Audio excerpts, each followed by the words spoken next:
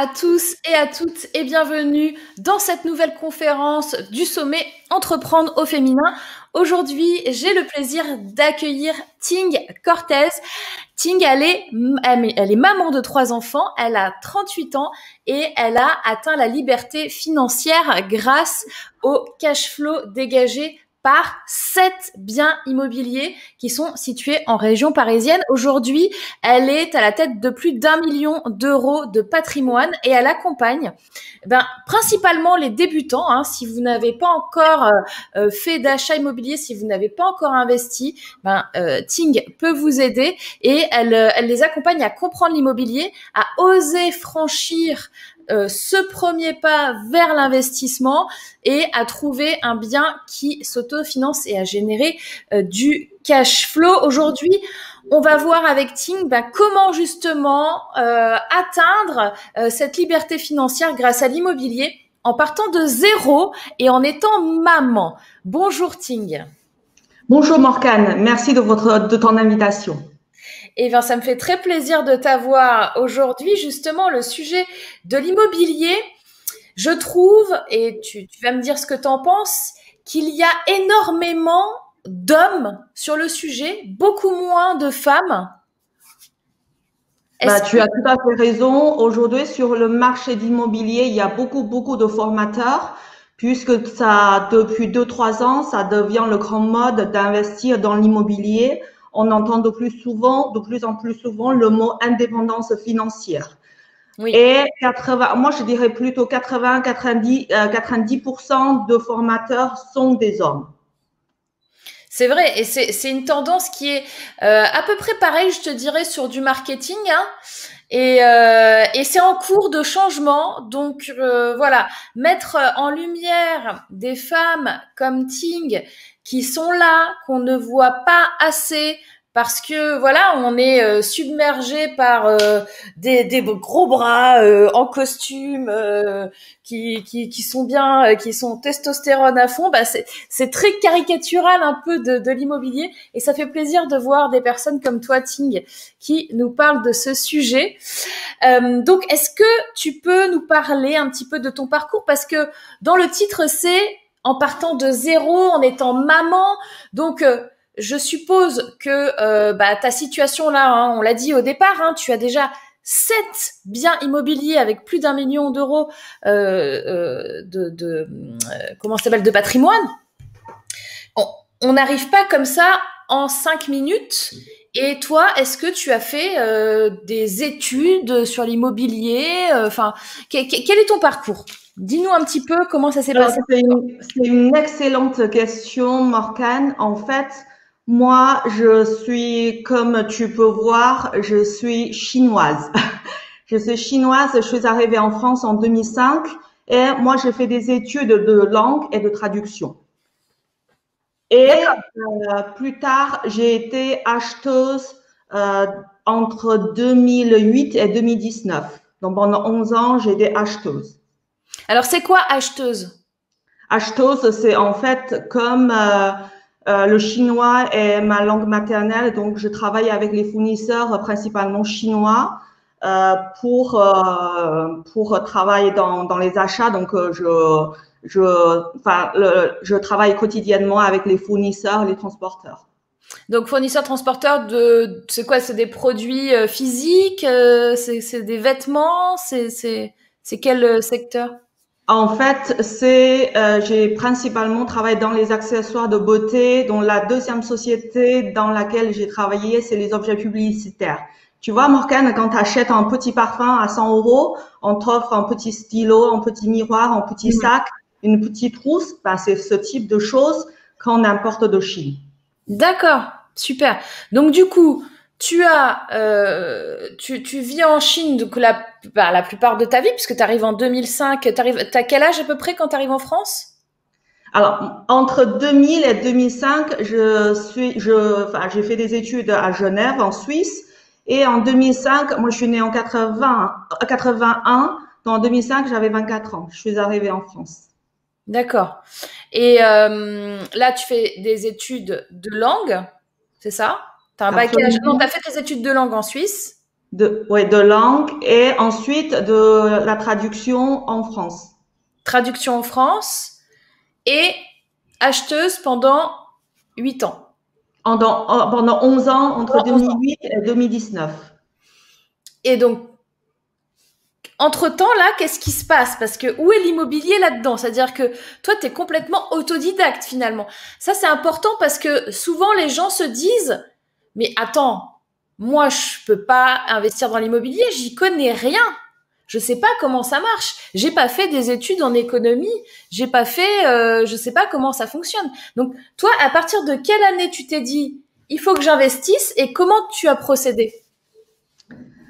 Alors, c'est le premier appartement, c'est un petit peu culturel parce qu'en Chine, les gens, ils sont passionnés par la pierre.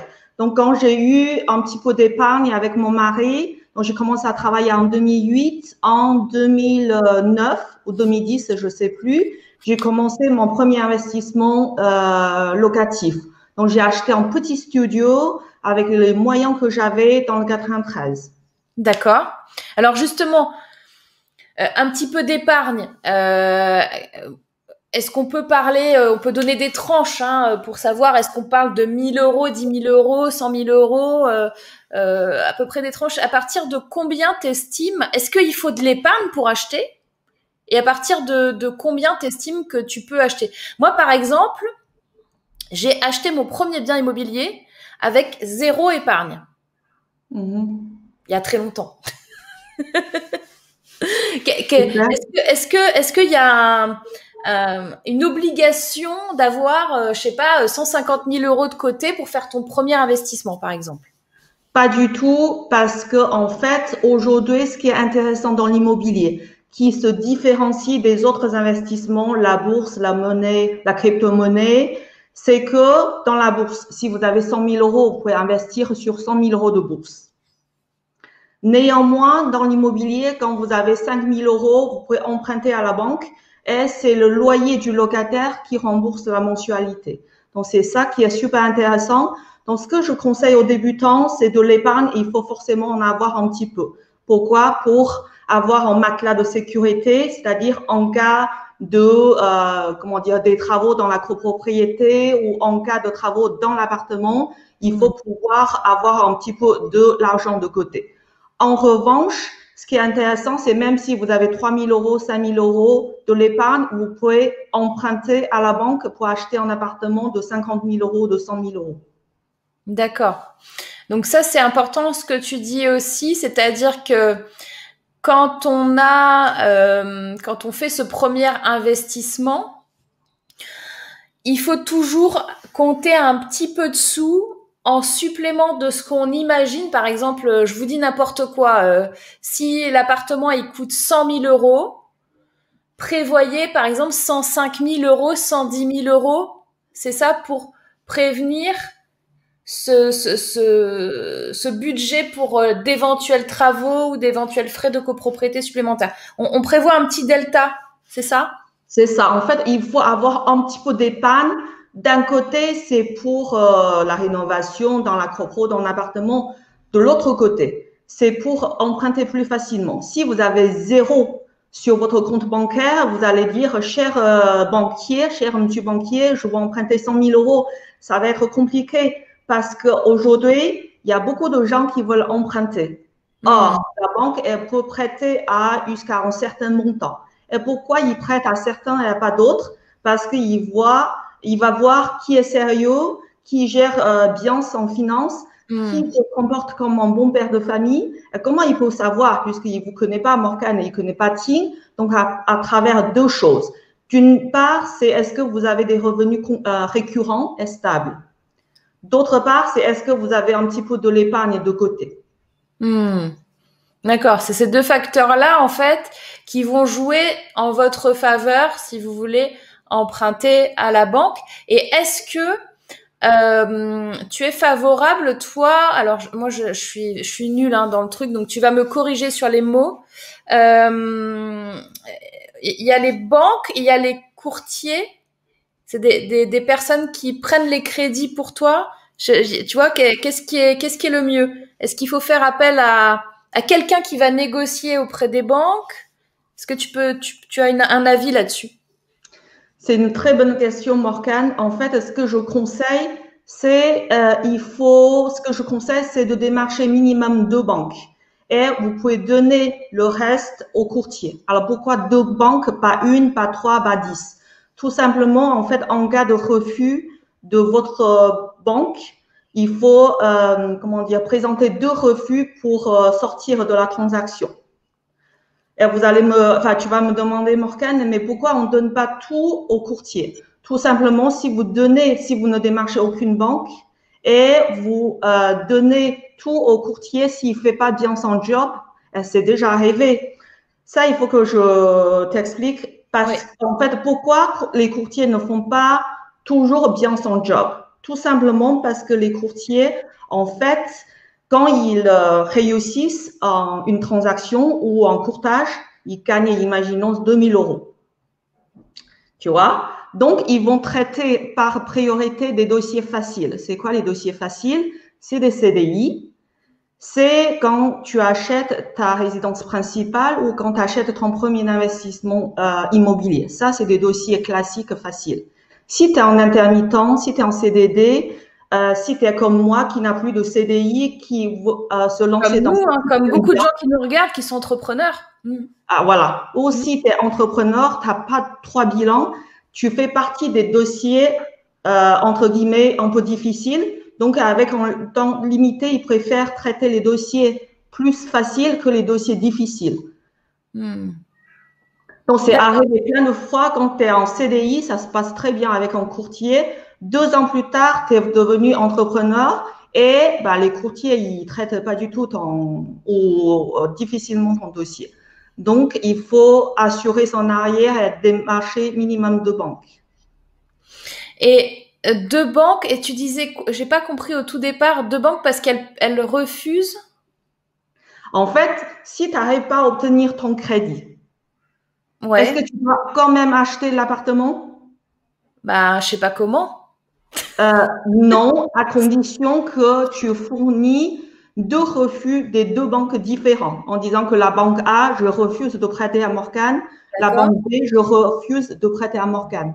D'accord. Et du coup, alors, j'ai 2 refus et je vais voir qui pour faire quoi? Qu'est-ce qui se passe? Tu vas voir le notaire, tu dis j'ai 2 refus et maintenant je peux sortir de la transaction.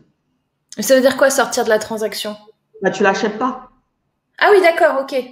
Oui. Tu signes la promesse de vente, mais comme derrière tu as eu 2 refus, finalement tu n'achètes pas l'appartement et le vendeur il a perdu 3 mois avec toi. C'est pas cool, ça. C'est pas cool, c'est pour ça que quand tu vends un bien, il faut pas seulement regarder le prix. Par exemple, tu as 2 acheteurs devant toi. Un, il fait un petit peu de négociation, mais il a un très bon dossier, c'est-à-dire il est en CDI, il a de l'épargne.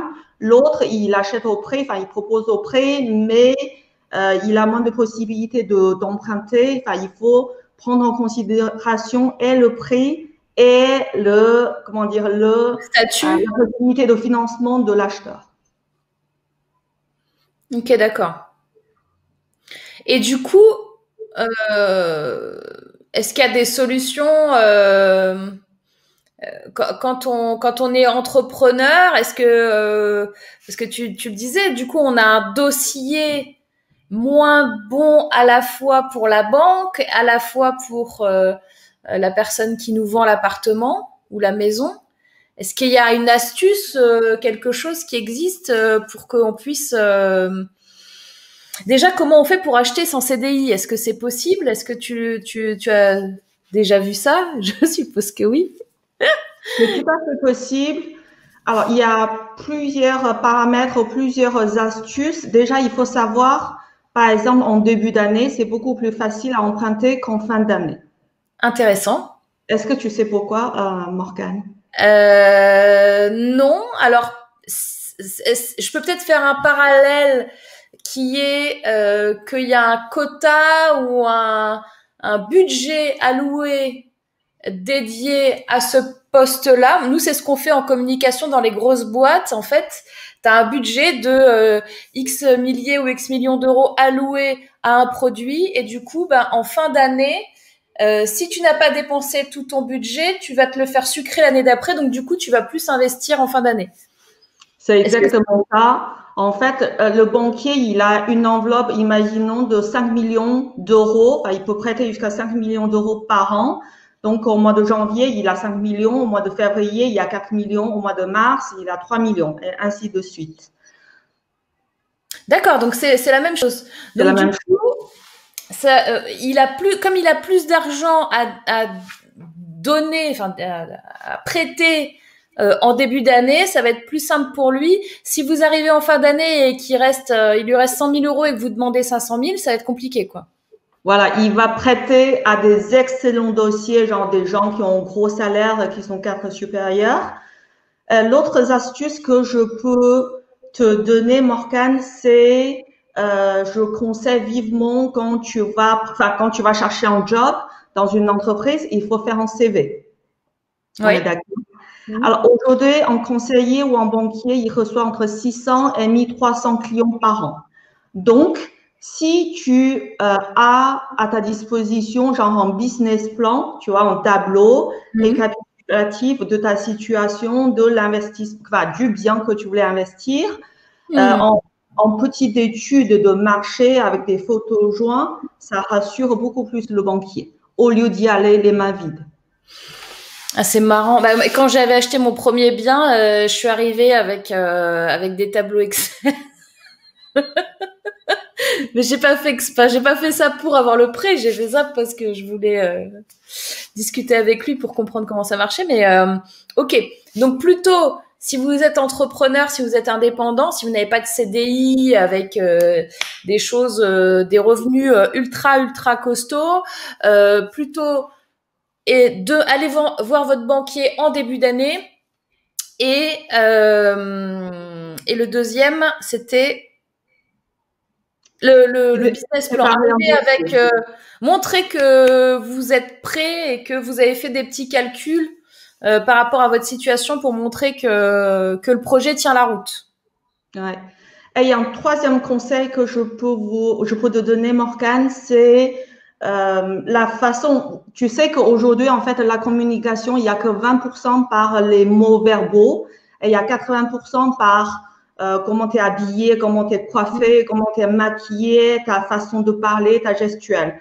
Donc, quand vous allez voir un banquier, il faut bien habiller, bien maquiller, il faut bien préparer ton dossier parce que ta façon d'être, c'est très important pour le banquier. Tout à l'heure, je t'ai dit le banquier, pourquoi il prête à certains, pas à d'autres, parce qu'il voulait savoir qui est sérieux, qui gère bien son finance. Comment il peut savoir?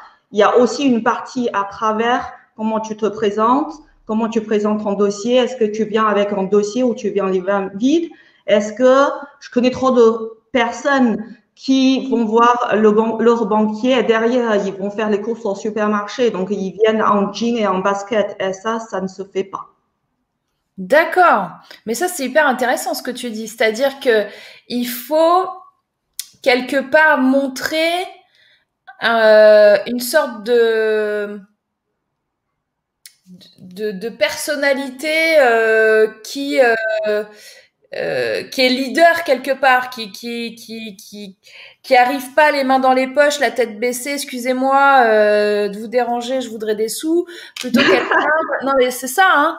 Il y a certainement des gens qui arrivent à la banque déjà en se disant je vais jamais avoir le prêt, par exemple, et qui se mettent dans une posture. Voilà, c'est ça la mot que je cherchais. Se mettre dans une posture de gagnant. Est-ce que c'est ça que tu veux dire aussi? C'est-à-dire se donner les moyens d'arriver en étant à l'aise, même si vous êtes stressé. Hein, c'est on est fake it until you make it. Hein, c'est-à-dire on est en ok. Bon, je vais le faire et ça va bien se passer. Donc, je suis en posture de gagnant, je sais de quoi je parle et je me sens bien et je suis voilà, je suis avec des vêtements qui me vont. Enfin voilà, c'est tout ce truc-là est hyper important finalement pour l'appréciation Et ça peut jouer en plus des chiffres, quoi. C'est vraiment à la tête. T'es en train de nous dire, c'est limite à la tête du client aussi qui vont prêter ou pas, quoi. Bah, ils vont prêter à des gens sérieux, donc il faut Ouais, c'est juste ça. tout faire pour montrer que vous êtes sérieux. Vous êtes D'accord. quelqu'un à qui le banquier peut faire confiance. À qui on peut faire confiance, oui. Donc si on arrive avec les jeans troués, les baskets pleines de boue et parasé depuis, enfin pour les garçons, parasé depuis 3 mois, c'est pas terrible, quoi. Ouais. Ok. Euh, Est-ce que aujourd'hui là, avec la crise, hein, on annonce quand même, bon, il y a une crise économique qui est là, qui est en cours, mais est-ce que c'est un bon moment du coup par rapport à l'immobilier? On va entendre et dans les mois qui viennent beaucoup de choses qui vont pas trop bien se passer au niveau finance. Est-ce que du coup c'est un bon créneau pour investir en ce moment et dans les mois qui viennent et pourquoi? Alors, c'est une très bonne question, Morgane. En fait, souvent, la plupart des gens, ils cherchent le bon moment. Comme Ouais, la c'est ça. plupart des gens, quand ils se lancent dans l'entrepreneuriat, ils cherchent l'astuce ou des astuces. Mais en fait, le bon moment, c'est maintenant. Je vais t'expliquer pourquoi. Parce que souvent, les gens se disent, mais si j'avais acheté il y a 10 ans, j'aurais payé, je sais pas, 50% moins cher. Mm. Aujourd'hui, le prix à Paris, je prends Paris en exemple, c'est 15 000 euros le mètre carré. Il y a 10 ans, c'est 8 000 euros le mètre carré. Mm. Donc, j'aurais pu acheter plus grand. Bon, bref, ça, c'est pas complètement juste parce que il y a 15 ans, est-ce que tu connaissais le taux de la banque? Oui, mais moi, je suis un mauvais exemple. Parce que moi, il y a 15 ans, j'avais déjà acheté. D'accord. Il y a 15 ans, en fait, c'est de 8%. Ouais, C'était 10%. Aujourd'hui, c'est 1%. Il y a ouais. 15 ans, le loyer, je dis n'importe quoi, c'était 600 euros. Aujourd'hui, le loyer, c'est 900, c'est 1000 euros. Donc, il ne faut pas seulement regarder le taux.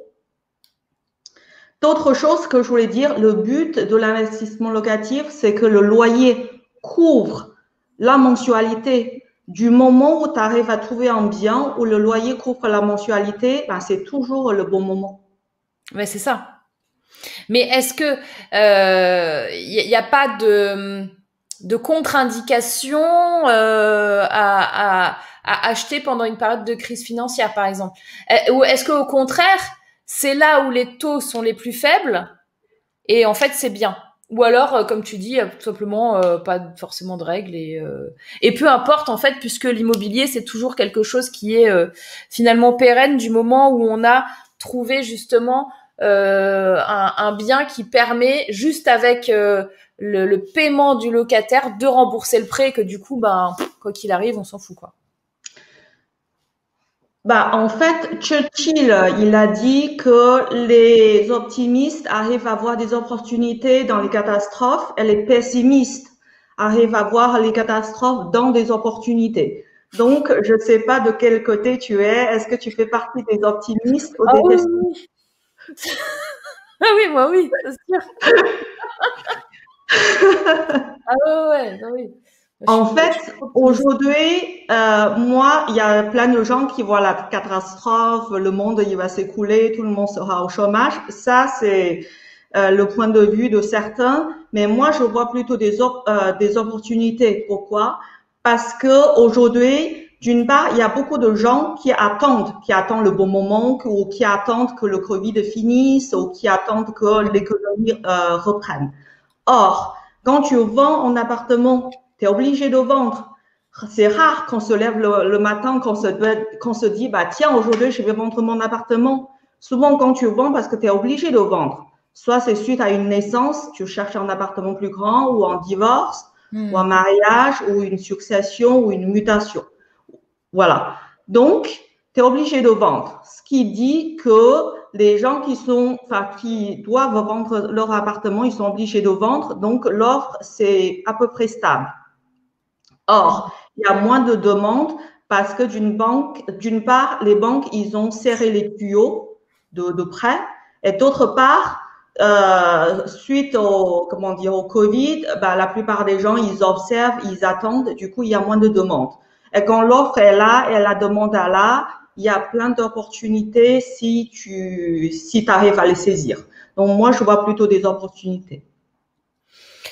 Est-ce que tu conseilles de d'acheter un appartement pour le louer qui est pas trop loin d'où tu vis ou peu importe, c'est-à-dire est-ce que moi je suis en région parisienne, est-ce qu'il vaut mieux que j'achète quelque chose qui est pas trop loin de chez moi pour pouvoir y aller s'il y a quelque chose? Je sais pas trop comment ça marche. J'ai jamais eu d'appartement où j'ai quelqu'un en location dessus.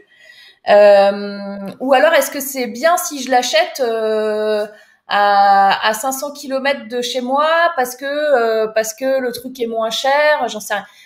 Est-ce que c'est important d'acheter un bien qui est localisé près de chez nous ou pas? Alors, c'est une question très intelligente parce que souvent, je rencontre plein de gens qui se disent aujourd'hui, il y a plein de formateurs qui m'ont dit d'acheter en province parce que la rentabilité est beaucoup plus intéressante en province que dans les grandes villes, genre Paris, Lyon, Marseille. Alors, quand c'est ton premier bien, je conseille vivement d'acheter à proximité de chez toi. Pourquoi? Parce que en débutant, souvent, ils ont besoin de visiter, je dirais, entre 8 et 15 biens avant de se lancer, avant d'acheter. Donc, tu as la possibilité de visiter 15 biens à côté de chez toi. Mais imaginons qu'on est à Paris et tu t'es décidé d'acheter à Rouen. Rouen, c'est quoi? C'est 3 heures, 4 heures aller-retour, on va dire.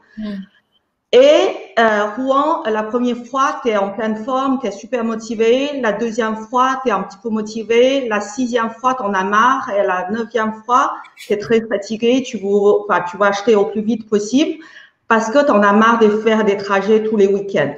Donc, autant qu'on a la possibilité de visiter 15 fois à proximité de chez nous et prendre la décision intelligente avec la tête reposée, autant quand on va acheter à 2 heures ou à 4 heures de chez nous, bah, on veut que la transaction se fasse. Et c'est là où on risque de faire des erreurs. Et là, je parle uniquement de visite de biens. Derrière, il y a des travaux, il y a des gestions locatives. Du coup, pour un premier bien, je conseille vivement d'acheter à côté de chez nous. Pas très loin parce que justement, voilà, il y a tous ces aspects-là de visite. Alors effectivement, les visites, on peut se dire, bah, je prends une semaine, 2 semaines j'habite là-bas. Enfin, je vais à l'hôtel et puis je fais toutes les visites en 2 semaines. Mais c'est vrai qu'après, on se sent un peu obligé finalement de prendre un truc, alors que là, on a plus de recul et on peut plus prendre la décision, comme tu disais, avec du recul. Et aussi, bah, derrière les travaux. Les travaux, c'est une partie importante finalement, parce que souvent quand on rachète un bien, bah il y a des travaux, alors des petits travaux, des trucs basiques, hein. Le basique, c'est remettre un coup de peinture, c'est vérifier les normes électriques, tuyauterie, etc., que tout soit bien. C'est peut-être rafraîchir, on appelle ça rafraîchir, je crois, en termes de immobilier, genre mettre changer le sol s'il y a besoin, enfin des choses comme ça pour que ce soit propre, en fait, le faire propre. Il y a le premier truc, le faire propre. Et le deuxième truc, donc ça c'est petits travaux, et deuxième truc auquel on pense moins, mais qui peut être clé par rapport à la rentabilité de votre investissement, c'est de faire des plus gros travaux, peut-être d'aménagement un peu plus lourd, rajouter une cloison, enlever une cloison, réaménager l'espace. Ça peut aller faire la vente, ça peut faire la différence dans le principe de rentabilité, Ting. Oui, avant de te répondre à tes questions, je voulais revenir sur tout à l'heure, tu t'es dit, bah, si jamais on prend 2 semaines de congé pour aller acheter quelque part. Mais tu sais que les opportunités immobilières, C'est pas parce que tu as pris 2 semaines de congé et toutes les opportunités, ça va tomber pendant ces 2 semaines. Ça, c'est pas possible. Ouais. Les opportunités, bah, ça vient de temps en temps, peut-être une fois à Rouen, une fois à Reims, une fois à Amiens, enfin, je n'en sais rien. Tu vois, donc, c'est pas une question de congé de 2 semaines. Ouais. Et d'autre part, pour les travaux, oui. En fait, aujourd'hui, si tu regardes sur le Bon Coin, tu tapes rentabilité 10%, il n'y en a pas. Donc, c'est vraiment de le réaménagement qui fait qu'on peut avoir une rentabilité intéressante, rajouter une cloison, rajouter une deuxième salle d'eau, etc., etc. Donc, en effet, pour faire ça et pour gérer ces travaux, si vous habitez loin de votre bien, ça va vraiment, honnêtement, ça va être la galère. Même parce que de toute façon, si vous habitez près, c'est galère. Mais si vous habitez loin, si vous avez Oui. jamais fait ça, C'est c'est, ton seul et unique bien de ta vie parce que c'est une mauvaise expérience, parce que ouais, tu y as consacré trop de temps. bah C'est ouais. plus du revenu passif. Et imaginons que le locataire, enfin, il y a des réparations de temps en temps. Il faut y aller. Si tu fais faire, bah, ça coûte cher. Bref, on cherche du revenu passif. On cherche pas en travail, en deuxième travail. C'est ça. Et donc, ce que tu entends par revenu passif pour les gens qui ne connaissent pas ce mot, c'est le fait d'avoir tous les mois en récurrent un loyer qui tombe, d'accord? Alors là, ce sera le loyer, ça rentre pas intégralement dans votre poche, hein, parce qu'il faut rembourser la banque, mais il y a un delta en fait, et on peut atteindre une rentabilité de 10%, bah, c'est-à-dire que vous avez 10% par rapport au loyer qui rentre dans votre poche, c'est ça? Tout à fait. Si le loyer est à 1000 euros, vous gagnez le gain final, la marge, c'est 100 euros si vous êtes à 10%. C'est ça? Ouais, mais ça, c'est vraiment quand il y a un excédent. C'est quoi un excédent? Imaginons le loyer, c'est 1000 euros. Ta mensualité, c'est 500 euros par mois. Plus les charges de copro, 200 euros. Donc, ça fait 700 euros.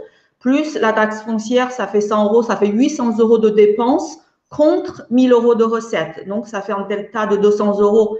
Mais ça, c'est vraiment quand tu sais investir parce que 90% des biens immobiliers, c'est dans l'autre sens. C'est-à-dire, Oui. tu as une rentrée de 1000 euros de loyer, mais tu as 1300 euros de dépenses. Oui. Et ça, alors, ça reste, on va dire, quelque part, pas dramatique non plus parce que, ben, vous investissez pour ce bien, donc ce bien-là va être à vous à un moment donné. Pour l'instant, il est à la banque, mais c'est mieux d'être soit à zéro ou soit avoir du revenu passif et être en rentabilité, quoi. C'est quand même plus sympa et surtout pour expliquer aux gens aussi, et tu vas beaucoup mieux le faire que moi, c'est que on a tous je vais pas utiliser les bons mots, mais on a un seuil d'endettement. Par exemple, moi, je peux être endettée jusqu'à 30%, 33%, et au-delà de ça, on peut plus avoir de prix, on peut plus acheter. C'est ça? C'est ça. En fait, le seuil, c'est 35%. C'est pour ça que, en fait, quand le delta il est en négatif, c'est quoi en négatif? Tous les mois, tu mets 300 euros dans ton appartement. Et bah, c'est très bien puisque l'appartement, il va peut-être prendre la valeur, mais tu vas te rendre, enfin, tu seras propriétaire dans 20 ans. Dans 20 ans, bah, c'est bien. Mais en fait, notre but, c'est de nous enrichir maintenant, tout de suite. Donc, si tous les mois, sur un appartement, j'ai 200 euros de delta, si j'en ai trois, bah, j'ai 600 euros de delta qui rentrent tout seul. Ok. Et du coup, le fait de pouvoir acheter, parce que je pense que les gens, ils ont pas bien compris ça.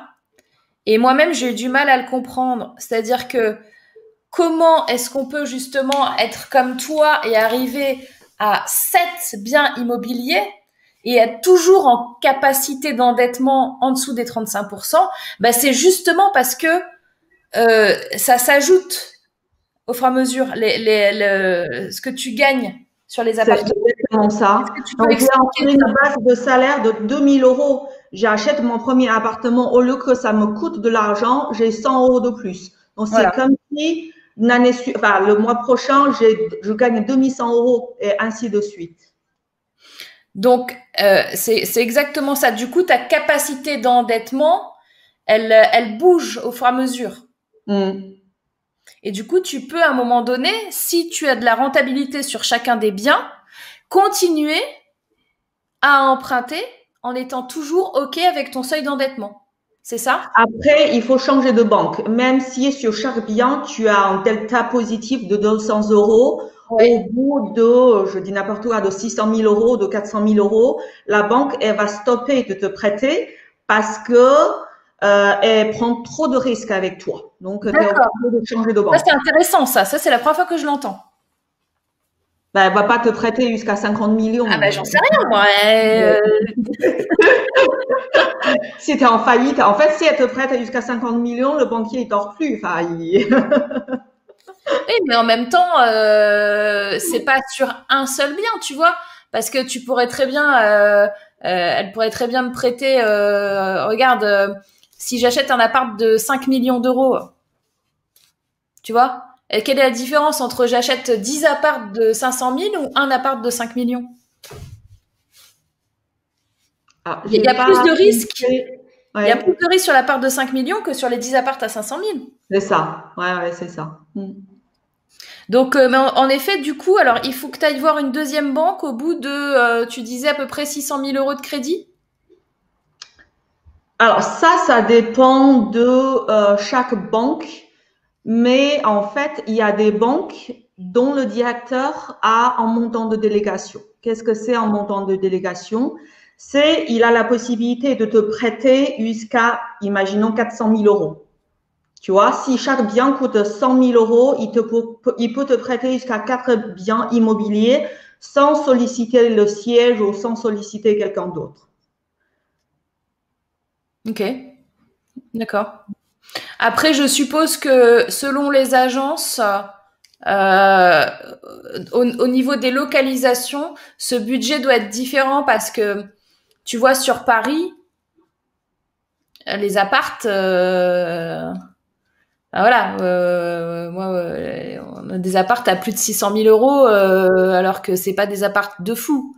Donc, c'est pas, je pense, il y a une différence comme il y a une différence de prix entre la province et Paris, il va y avoir peut-être des enveloppes un peu plus grosses sur Paris. C'est tout à fait ça.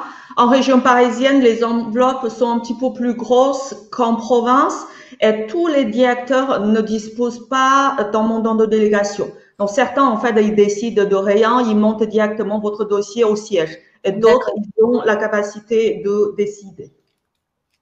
Est-ce que tu sais, moi, en tout cas, c'est ce qui se faisait avant, parce que moi, ça fait longtemps que j'ai pas touché à l'immobilier, mais je sais qu'avant, moi, la première fois que j'ai acheté, il y a un petit moment, un peu plus de 15 ans du coup, les banques nous obligeaient à transférer leur compte chez eux si on faisait le prêt chez eux. Est-ce que ça se fait encore, ça? Est-ce que c'est quelque chose, du coup, où finalement tu peux te retrouver avec plein de comptes différents, dans plein de banques différentes, mais des fois tu peux pas parce que, bah, à un moment donné, tu peux pas. Enfin, les banques qui te disent ça, elles te disent mettez-moi, par exemple, votre salaire, enfin la majorité de vos sous sur ce compte, quoi. Et tu peux pas si t'en as plein. Tu peux pas à un moment le faire. Ouais. En fait, avec la banque, comme dans l'immobilier, tout est négociable. Peut-être que tu peux pas transférer ton compte tous les ans si tu vas acheter un appartement par an. En revanche, tu pourras lui proposer d'autres choses. D'accord, ok. Mais c'est quelque chose qui se fait toujours. C'est quelque chose, généralement, quand tu vas voir une banque, ils vont te dire mettez votre compte chez moi, ou tu l'as vu, tu l'as plus vu. Alors, c'est quelque chose qui existe toujours. D'accord, ok. Il faut savoir, comme je te disais tout à l'heure, il y a 10 ans, le taux était de l'ordre de 6%, de 8%, de 10%. Aujourd'hui, le taux, c'est 1%. 1,2, 1,40. Du coup, le banquier, il ne gagne pas de l'argent sur le prêt IMO. Je te donne un exemple concret. C'est comme si Carrefour, quand il fait une promo sur les concombres, ils vendent le concombre à 40 centimes la pièce. Est-ce que tu penses que Carrefour, il gagne de l'argent avec le concombre? Non. Mais pourquoi ils vendent ça à perte ou ils ne gagnent pas l'argent avec ce produit? Parce qu'il va acheter d'autres trucs et puis ça fait venir des gens les réductions. Tout à fait. Le prêt IMO, c'est la même chose. En fait, c'est le concombre à 40 centimes pour attirer les bons clients. D'accord. Oui, et derrière, tu as d'autres produits qui peuvent te vendre. Et puis, tu as aussi le taux d'assurance, là. Oui. C'est ça, hein? Hmm. Donc, quand tu fais un prêt, tu as le taux du prêt et tu as un truc sur l'assurance. Tu peux nous en parler un peu de ça? Tu as le taux de prêt et tu as l'assurance. Oui. Donc, l'assurance, c'est quelque chose que soit tu peux négocier, Oui. si tu veux faire baisser la note, soit tu peux changer.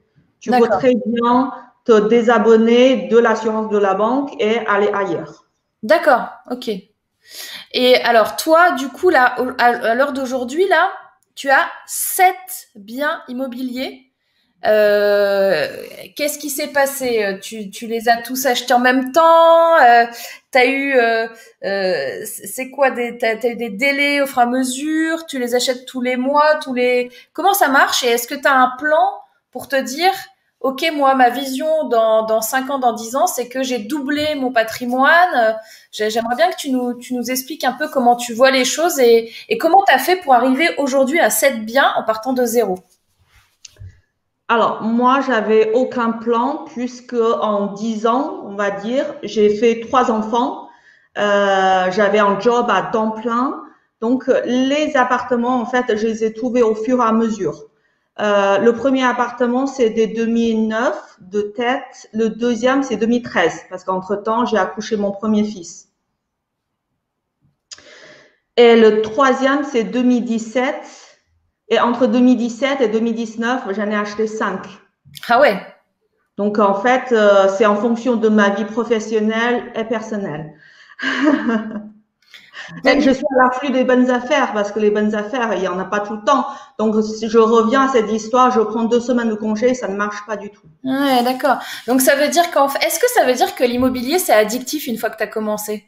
Ben, bien sûr, parce que imaginons que tous les premiers du mois, tu as 800 euros qui tombent sur ton compte. Ding! Sans, même si tu dors, même si tu es malade, même si tu es en vacances, ben, ça tombe. Donc, oui, c'est complètement addictif. Il y a souvent des craintes sur l'immobilier en locatif comme ça, c'est que les gens te payent pas le loyer, par exemple. Est-ce que du coup, c'est toi qui gères ça? Tu fais appel à des gens, tu fais appel à une agence, tu délègues? Est-ce qu'il y a un processus chez toi qui est cadré là-dessus? Comment ça Ouais, fonctionne? complètement. En fait, déjà, je gère tout moi-même. Ensuite, il faut avoir des critères, il faut avoir comment dire, des critères de choix prédéfinis. C'est-à-dire, la plupart des gens qui ont rencontré des impayés, parce que j'en ai discuté avec un certain nombre, ils ont ils ont 2 problèmes. Un, ils n'ont pas de critères de sélection. Ils se fient sur le feeling. C'est-à-dire, Morgane, t'es sympa, ça fait une demi-heure qu'on discute, on Allez. vient de la même ville, on a fait les études dans la même école. Je te loue mon appartement. Ça marche pas. Il y a plein de critères à prendre en compte. La deuxième erreur que font la plupart des gens, c'est que ils sont pressés de louer. C'est-à-dire, je viens de mettre annonce sur le Bon Coin. Morgane, tu es la première à venir visiter. Tu me l'air à peu près correct. J'ai pas d'autres visites de prévues. Tiens, je te loue. Parce que la deuxième visiteur, je sais pas quand est-ce qu'elle va venir. Même si elle va venir visiter, elle va peut-être pas forcément prendre l'appartement. Tu vois, si je loue un jour de moins, ça me fait 30 euros de moins. 2 jours, ça me fait 60 euros de moins. Donc, je te loue en premier. Donc, il y a un mot qui revient là dans les conseils que tu as donnés, c'est ne pas se précipiter. Ne pas se précipiter ni sur le choix de votre achat, ni sur à qui vous allez louer, ni peut-être aussi sur une proposition de banque. Attendre d'en avoir plusieurs. Hein, c'est important ça parce que on sent quelque chose, on se dit allez ça y est, j'investis, je vais acheter, je vais louer, nanana, et on est fougueux dans ce moment-là, l'émotion elle est là-haut et en fait il faut la faire redescendre et se poser et prendre des décisions réfléchies quoi. L'ennemi numéro un, c'est l'émotionnel.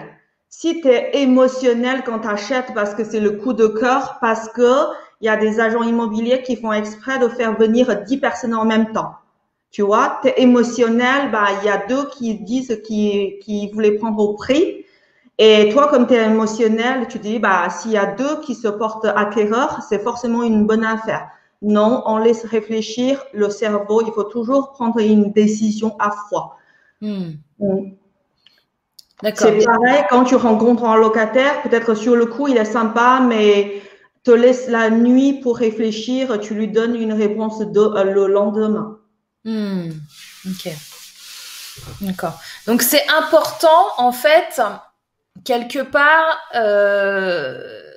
d'avoir vraiment, même si vous avez regardé plein de vidéos sur Internet, même si vous avez lu plein de livres sur l'immobilier, etc., et que vous voulez faire votre premier investissement, c'est quand même important d'avoir une personne à qui parler. Et le problème qu'on a aujourd'hui, c'est que généralement, on va se tourner vers le banquier à qui parler du projet immobilier. Finalement, souvent, c'est la seule personne. Alors, il y a l'agence qui vend l'appartement et le banquier. Mais ces deux catégories de personnes ne vont pas vous aider dans votre projet, quoi. Il faut une personne extérieure comme Ting qui connaît bien le métier parce que elle-même elle a ses biens immobiliers, parce qu'elle a franchi toutes ces étapes, parce que elle arrive à choper maintenant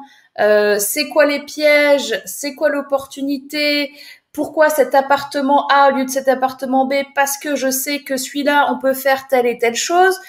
Vous discutez avec vous faire redescendre votre état émotionnel. Toutes ces phases-là, en fait, c'est hyper important. Enfin, ton job, finalement, est hyper important, en particulier dans un premier achat. C'est ce que t'as remarqué. Oui, dans le premier achat, en fait, souvent le problème, c'est que les gens, ils savent pas qu'ils savent pas.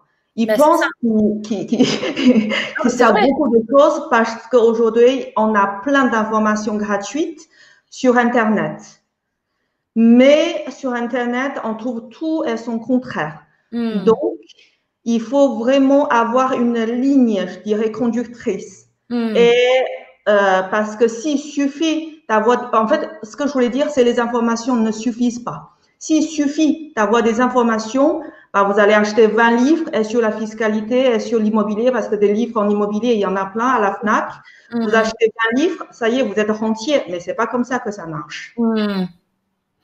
Ouais, donc c'est important d'avoir quelqu'un à qui parler du projet, je pense, qui est autre que le banquier, l'agent immobilier ou même les gens de votre famille, parce que c'est bien aussi de partager à votre famille, mais c'est pas forcément eux qui vont vous aider à prendre la bonne décision, qui sont experts, comme tu disais, en fiscalité, parce qu'il y a ça aussi, il y a toute cette partie fiscalité qui est la partie dont on parle un peu moins. Hein. En général, en immobilier, je la vois moins. Je vois beaucoup de dormez et recevez 800 € par mois, mais moins de attention, la fiscalité, faut s'y connaître. Donc, parce que c'est une partie très ennuyeuse. C'est comme si je te parle chinois, bah, ça va pas t'intéresser. Voilà. Et du coup, toi, tu sais ces parties-là. Et du coup, ben, tu peux accompagner les gens là-dessus quand ils font leur premier achat, un petit peu être l'ange sur l'épaule. Donc, de toute façon, vous retrouverez toutes les informations sur Ting si vous voulez la contacter pour travailler avec elle. Elle a des offres individuelles, elle a des offres de groupe aussi qui sont super bien. Tu as proposé pour celles et ceux qui ont pris le pass VIP, il y a Ting qui vous a fait un mini cours de 30 minutes sur comment se lancer dans l'immobilier sereinement. Donc ça vous fait un petit truc en supplément de cette conférence et peut-être d'un accompagnement futur pour voilà vous dire ok, je veux me lancer dans mon premier bien. Je veux être accompagnée, donc comment j'avance? Super Ting, est-ce que tu as une dernière chose à partager avec ceux et celles qui nous écoutent aujourd'hui? Complètement. En fait, je voulais vous montrer mon livre, Oui, donc c'est Mère de famille et rentière avant 40 ans grâce à l'immobilier, que vous pouvez trouver en librairie, genre la Fnac, Cultura, et vous pouvez aussi trouver sur Amazon.fr. Dedans, en fait, il y a essentiellement 4 parties. Il y a une partie sur mon parcours personnel, une partie sur les conseils que je donne aux débutants s'ils veulent se lancer dans l'immobilier, une partie sur tout ce qui est astuces, bons plans, stratégies quand on veut se lancer dans l'immobilier et une quatrième partie sur tout ce qui est l'état d'esprit quand on veut réussir dans l'immobilier. génial. Je vous mets le lien pour prendre le livre de Ting juste en dessous. Écoute, top. Merci beaucoup d'avoir partagé ton parcours et ces précieux conseils pour se lancer dans l'immobilier. Merci Ting, à très bientôt. À très bientôt, Morgane. Et puis vous, je vous dis à très bientôt pour une prochaine conférence du sommet Entreprendre au féminin. Bye bye. Bye bye.